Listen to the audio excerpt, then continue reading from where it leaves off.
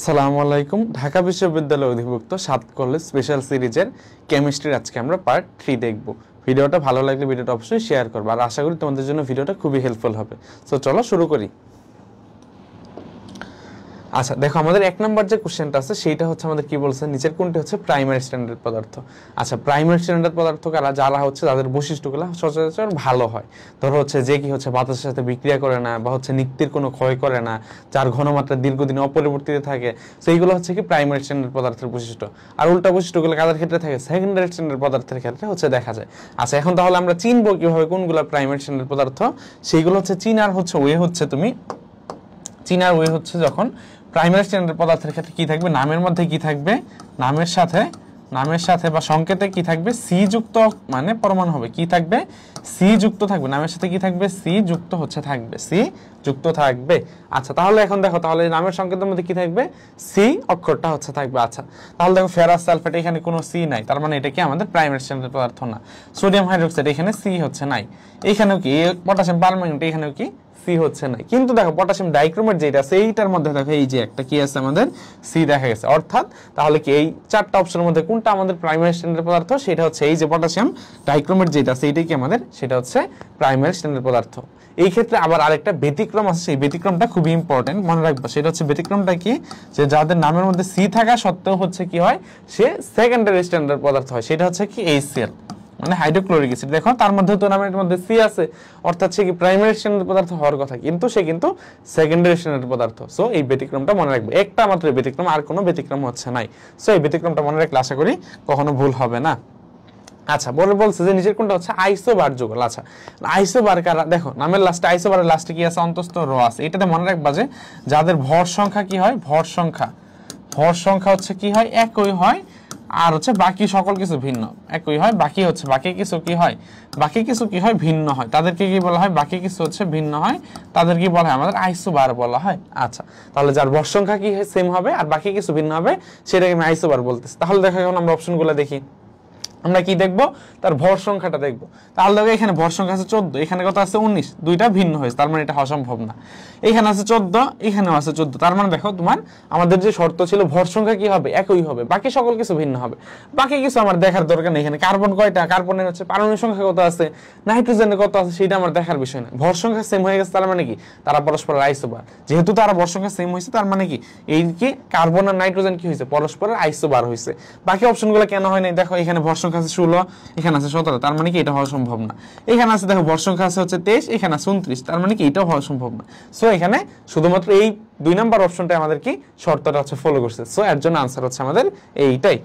আচ্ছা, এরপর হচ্ছে দেখো আমাদের বলছে যে নিচের কোনটি হচ্ছে গ্যাসটির ব্যাপন হার কি হয়, সর্বোচ্চ হবে। আচ্ছা, এখন তাহলে দেখো, এখন আমরা ব্যাপন হারের ক্ষেত্রে আমরা সম্পর্কটা কি জানি, দেখো আমরা জানি আর সমানুপাতিক হচ্ছে কি √1/√m, হচ্ছে m, এটা কি আণবিক ভরের। আচ্ছা, তাহলে কি আমাদের ব্যাপন হার যেটা আছে আণবিক ভরের কি, সেটা হচ্ছে বর্গমূলের ব্যস্তানুপাতিক। কি বর্গমূলের ব্যস্তানুপাতিক, অর্থাৎ যার ক্ষেত্রে আণবিক ভরটা সবচাইতে কম হবে তার ব্যাপন হার সবচাইতে বেশি হবে, যার ক্ষেত্রে আণবিক ভর সবচাইতে বেশি হবে তার ক্ষেত্রে ব্যাপন হার সবচাইতে কম হবে। তাহলে দেখো আমরা এখন দেখি এখানে যে আণবিক ভর কার কম আছে তারটাই কি হবে, ব্যাপন হারটা বেশি হবে। তাহলে দেখো অক্সিজেনের ক্ষেত্রে আমরা জানি আণবিক ভর কত, সেটা হচ্ছে 32। আচ্ছা, কার্বন ডাই অক্সাইডের ক্ষেত্রে আমরা জানি সেটা হচ্ছে 44, কার্বন ডাই অক্সাইডের ক্ষেত্রে জানি সেটা হচ্ছে আমাদের 44। আচ্ছা, পরে হচ্ছে অ্যামোনিয়ার ক্ষেত্রে কত, সেটা হচ্ছে আণবিক ভর কত, সেটা হচ্ছে 17, আর হচ্ছে নাইট্রোজেনের ক্ষেত্রে কত, সেটা হচ্ছে 28।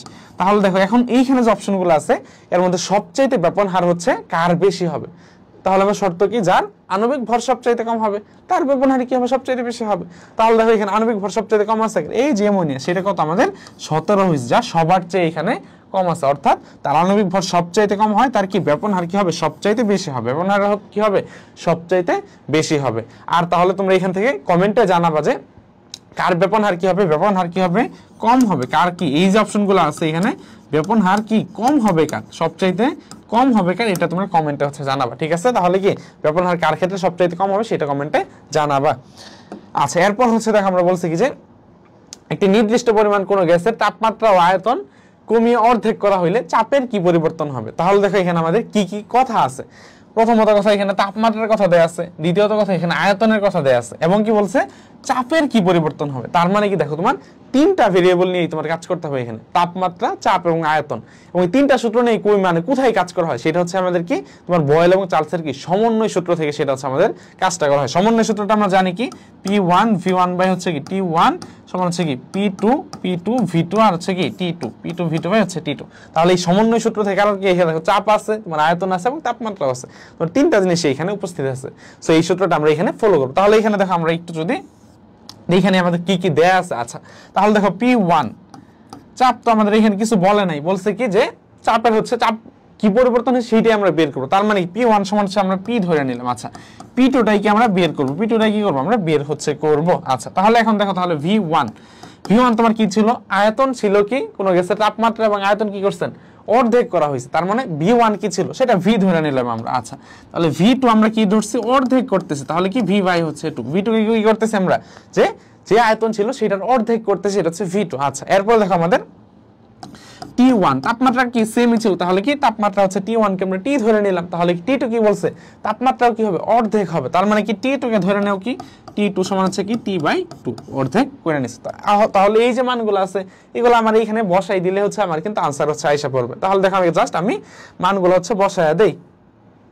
আচ্ছা তাহলে P1 এর মান পাইছি আমি হচ্ছে P ইনটু V1 এর মান পাইছি আমি হচ্ছে V, আচ্ছা ইনটু T1 এর মান কি পাইছি আমি সেটা হচ্ছে T ইনটু হচ্ছে T সমান সমান, আচ্ছা P2 এর মান আমি কি পাইছি সেইটাই হচ্ছে বের করব, P2 এর মানটা আমি বের করব। আচ্ছা ইনটু V2 এর মান আমি কি পাইছি দেখো V বাই হচ্ছে 2, V বাই হচ্ছে 2। আচ্ছা এরপর দেখো আমাদের কি T2 এর মান কি পাইছি আমি T/2, T2 এর মান কি পাইছি আমি T বাই হচ্ছে 2, T/2। আচ্ছা তাহলে এখন দেখো তুমি এখানে কি আমার কাটা যাইতেছে, তাহলে দেখো এই যে V হচ্ছে কাটা, এইটি হচ্ছে কাটা, তাহলে এখান থেকে থাকলো কি আমার, তাহলে থাকতেছে আমার এই পাশে P সমান সমান হচ্ছে কি P2 ইনটু হচ্ছে কি হাফ, নিচে হচ্ছে থাকতেছে কি নিচে হচ্ছে থাকতেছে আমাদের হাফ। আচ্ছা তাহলে দেখো এই যে হাফ হচ্ছে কাটা, এই যে হাফ হচ্ছে আমার কাটা। আচ্ছা তাহলে কি হইতেছে আমাদের P সমান হচ্ছে কি হইতেছে P2, P সমান হচ্ছে আমাদের কি হইতেছে P2। আচ্ছা তাহলে দেখো P2 সমান কি পাইতে সেটা হচ্ছে P এর সমানই পাইতেছে। আমরা কি ধরছিলাম P1 সমান P টা কার মান ধরছিলাম P1 এর মান ধরছিলাম, তার মানে দেখো এই যে P2 আছে সেটা সমান P আসছে, তার মানে আমি বলতে পারি এখানে সেটা সমান হচ্ছে P1 বলতে পারি, অর্থাৎ এখান থেকে আমি বলতে পারি P1 আর হচ্ছে P2 এর মান কি হইছে সেমই আছে, কোনো চেঞ্জ হয় নাই, P1 আর P2 এর মান কি হইছে একই হইছে, কোনো চেঞ্জ হয় নাই। তার মানে কি দেখো এই যে কোশ্চেনটা বলছে নির্দিষ্ট পরিমাণ কোন গ্যাসের তাপমাত্রা এবং আয়তন অর্ধেক করা হইলে চাপের কি পরিবর্তন হবে, এখানে কি চাপের কি পরিবর্তন আমরা দেখলাম P1 আর P2 কি হইছে সমান হইছে, অর্থাৎ চাপের কোনো চেঞ্জ এখানে হয় নাই। তাহলে চাপের কি কোনো চেঞ্জ এখানে হইছে না, কি থাকবে সেটা, তাহলে আনসার কি হবে সেটা হচ্ছে অপরিবর্তিত থাকবে। কি থাকবে চাপের কি পরিবর্তন হবে সেটা হচ্ছে অপরিবর্তিত থাকবে, চাপ কি থাকবে অপরিবর্তিত থাকবে। ঠিক আছে আচ্ছা চলো এরপরে কোশ্চেন যেটা আছে সেটা আমরা দেখি।